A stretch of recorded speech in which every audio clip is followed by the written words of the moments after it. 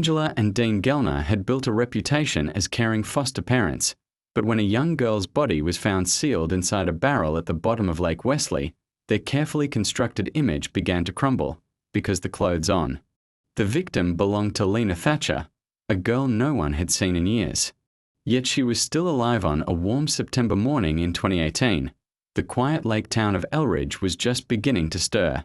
The sun had barely crept over the trees, casting golden light across the surface of Lake Wesley. A local fisherman named Don Riley, known for his early morning routines and love for solitude, was making his way along the rocky edge of the lake when he noticed something strange.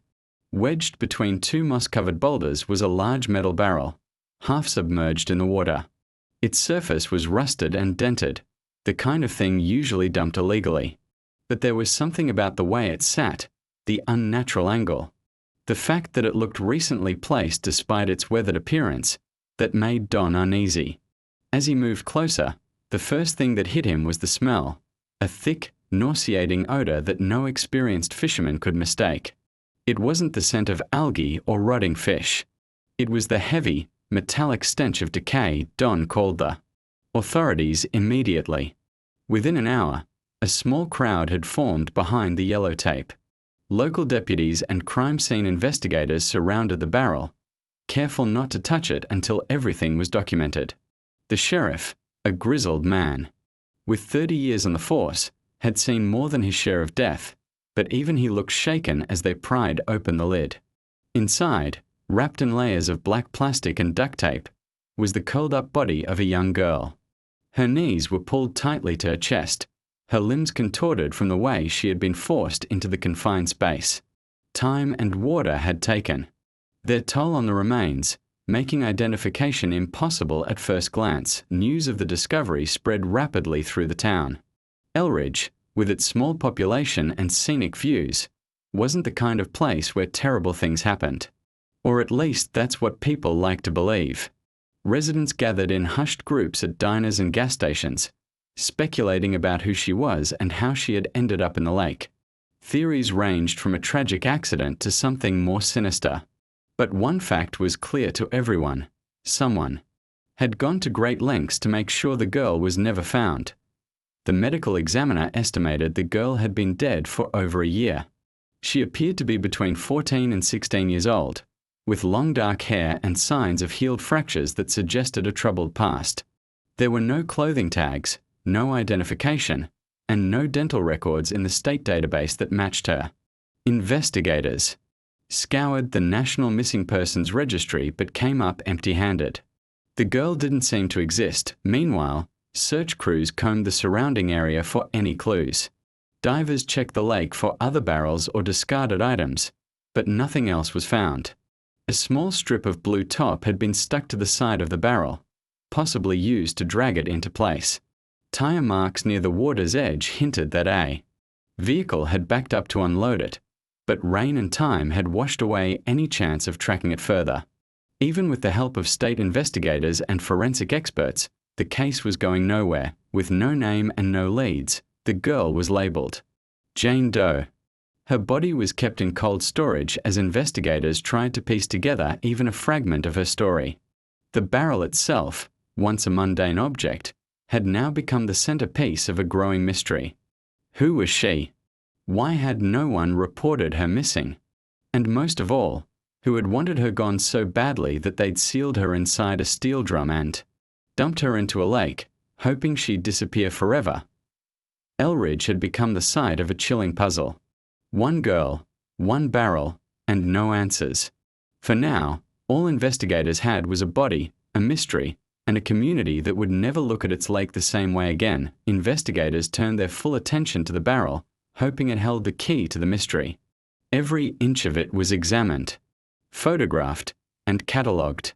Though rusted, the barrel was structurally intact, a commercial-grade steel drum often used for transporting chemicals. It had once been painted blue, but time and exposure had worn most of the color away. Its lid had been bolted shut with industrial clamps, tools not typically found in an average household. Whoever had sealed it wanted it to stay closed permanently. Inside, beneath the layers of decaying plastic wrap and duct tape, were a few objects that didn't belong. A small piece of fabric, pink and faded, clung to the remains. It looked like part of a hoodie, worn and tattered, but still showing faint. Traces of white lettering across the front. Also recovered was a tarnished silver bracelet with a single charm, a small engraved nameplate that read Lena.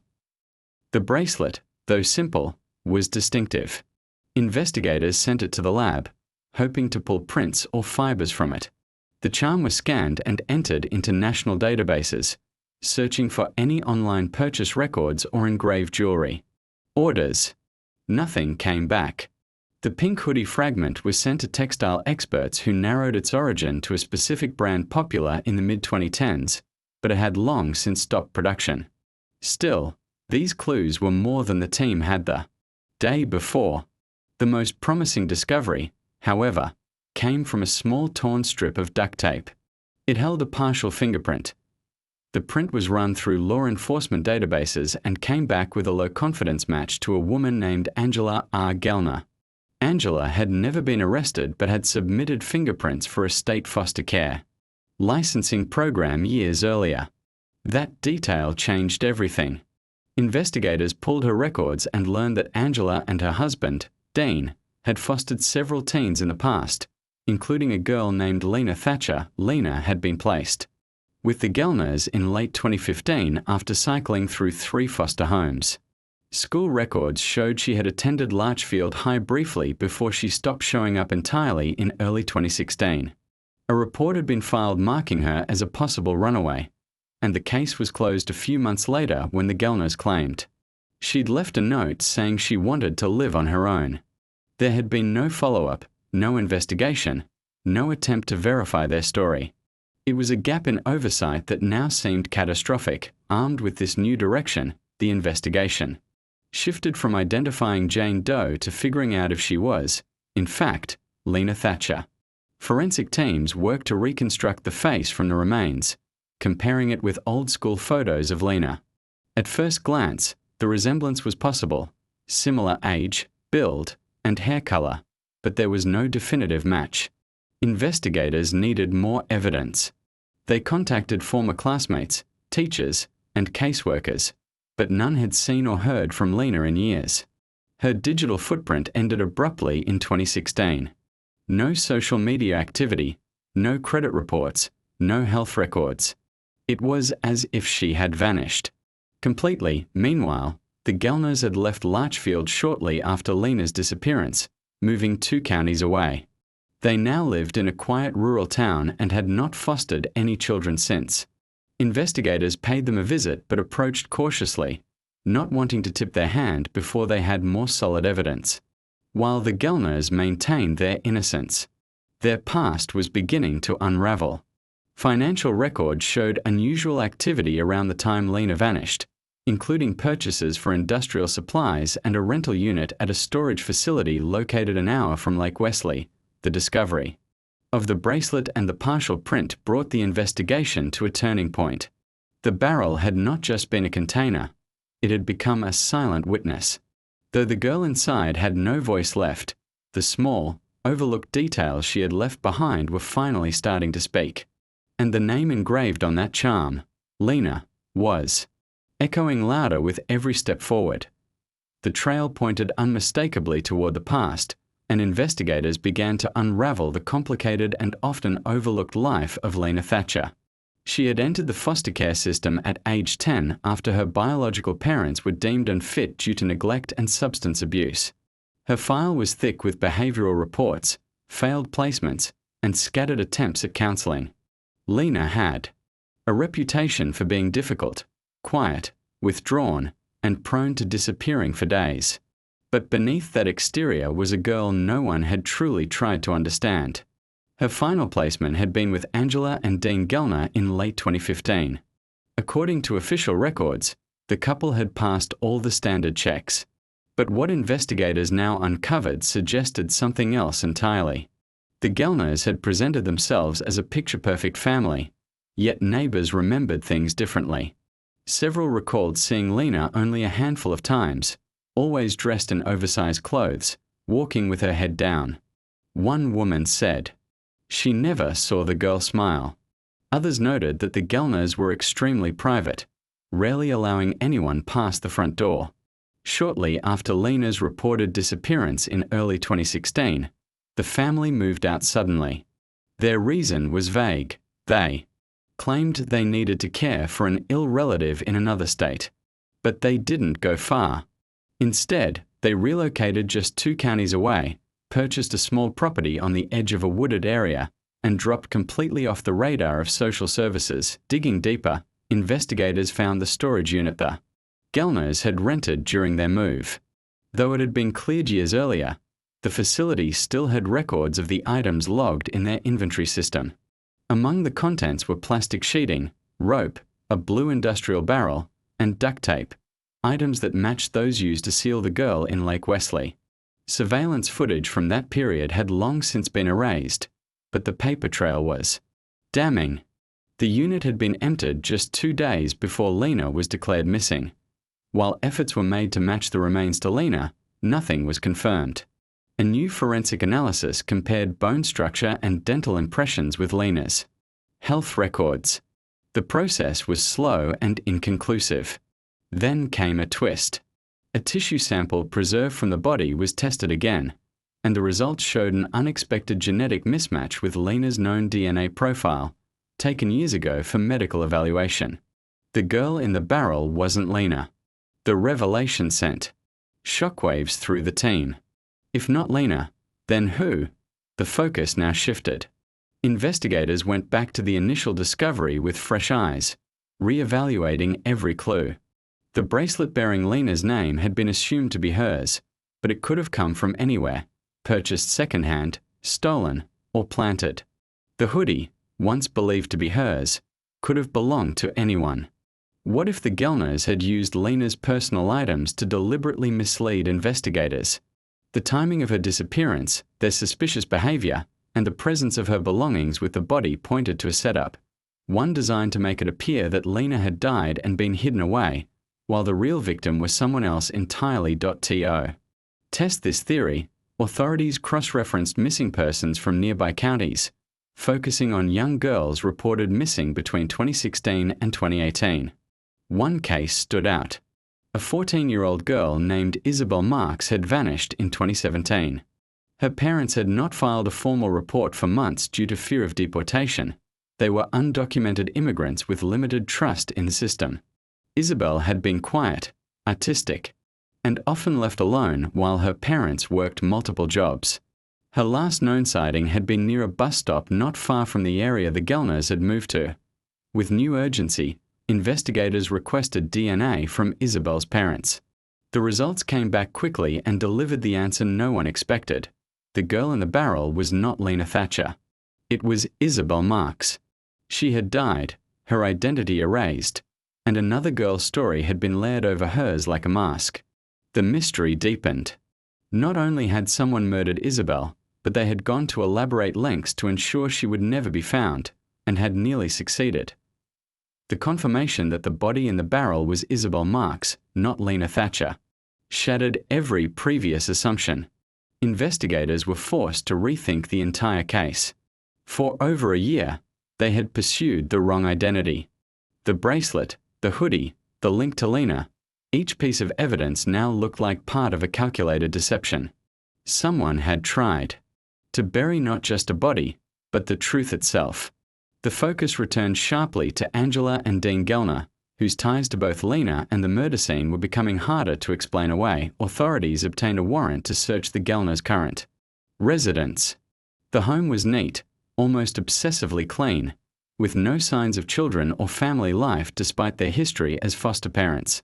In the basement, hidden behind a false wall, officers discovered boxes of old belongings.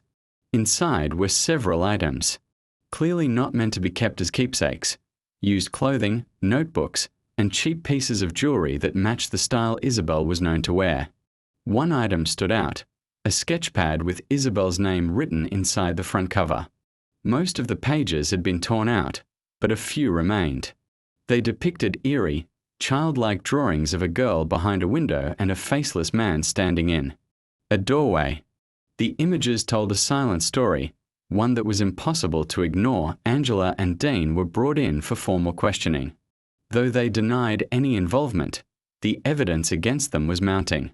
DNA results from the duct tape used to bind Isabel's body showed partial matches to Angela, further tying her to the crime. The duct tape itself was traced to a specific hardware store near their old home. Records confirmed a purchase made, with Angela's loyalty account days before Isabel went missing. While neither of them had prior criminal records, their history with foster care began to show cracks. Multiple complaints had been quietly filed by past foster children, none of which had led to serious investigations at the time. The system, overwhelmed and underfunded, had failed to see the pattern. The Gellners had operated under the radar, exploiting the very system meant to protect vulnerable children. Interviews with former caseworkers revealed they often took in high-risk placements, children with few family connections and troubled backgrounds. These kids were less likely to be missed, less likely to speak up. No one had noticed when Isabel disappeared. Her undocumented parents had waited too long to alert anyone, and the foster system had already closed the case on Lena. The most disturbing possibility now came into view. Investigators began to believe that Isabel had not just been killed accidentally or in a moment of rage. Her murder had been premeditated. The Gellners had planned it.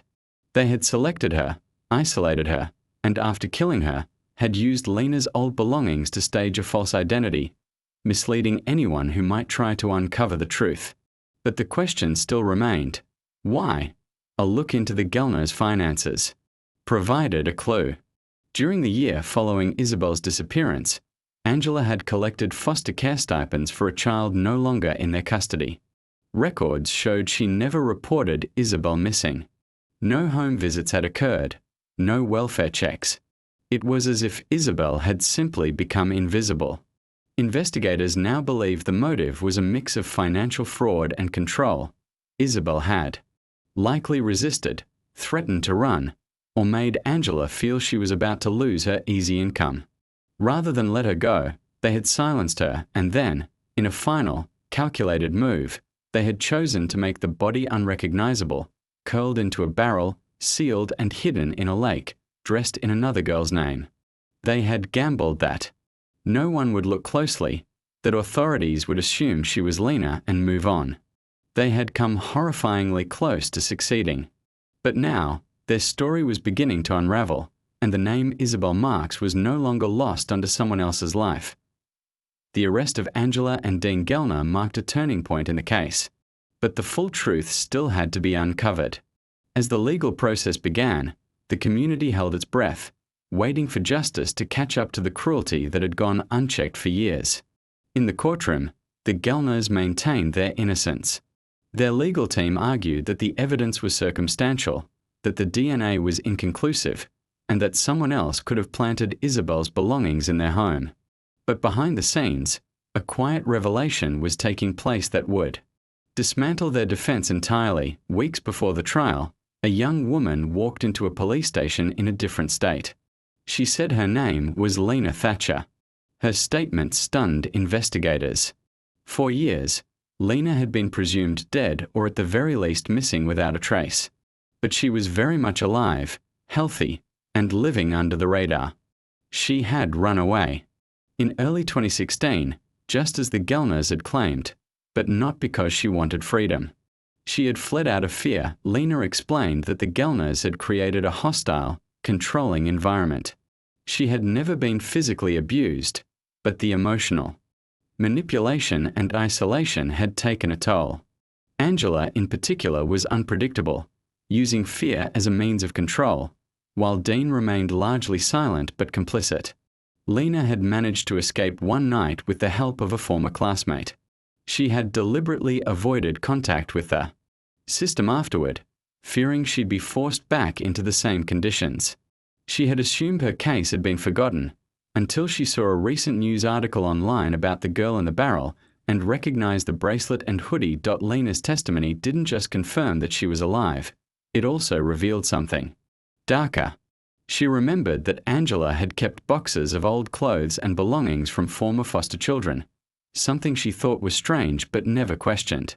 Angela would often sort through them in the basement, as if cataloguing memories that didn't belong to her. That behavior now took on a chilling new meaning. Lena had unknowingly escaped a house where, a year later, another girl would lose her life, and her name. With Lena's return, the prosecution had what it needed to destroy the Gellner's claim of mistaken identity. The bracelet and hoodie, once believed to belong to Lena, were confirmed to be her old possessions, but she had given them away to a thrift store in Larchfield before running away. That same thrift store was just a few miles from where the Gellners had relocated. They had likely purchased the items later and used them to mislead investigators. The case moved swiftly. Angela Gellner was found guilty of second-degree murder, unlawful disposal of a body, and foster care fraud. Dean was convicted as an accessory, his passive role deemed criminally negligent. During sentencing, the judge described their actions as calculated, cruel, and cowardly. The courtroom was silent as Isabel Mark's parents, speaking through an interpreter, shared their grief, the pain of not being believed, of not being able to protect their daughter, and the year spent. In silence because of fear, the barrel, once a sealed tomb for the truth, had become a symbol of justice. What was meant to hide a life ended up exposing a system's failures and a pair of predators who had manipulated it for years. The community of Elridge would never forget what was uncovered beneath the still surface of their lake. But they also wouldn't forget Isabel Marks, a girl who had no voice until the evidence finally spoke for her. The story of the girl in the barrel closed not with a mystery, but with answers. Lena Thatcher had been found. Isabel Marks had been named. And the people responsible had finally been unmasked. What began as a nameless discovery became a testament to the power of persistence, and the truth that even the most carefully hidden secrets eventually rise to the surface.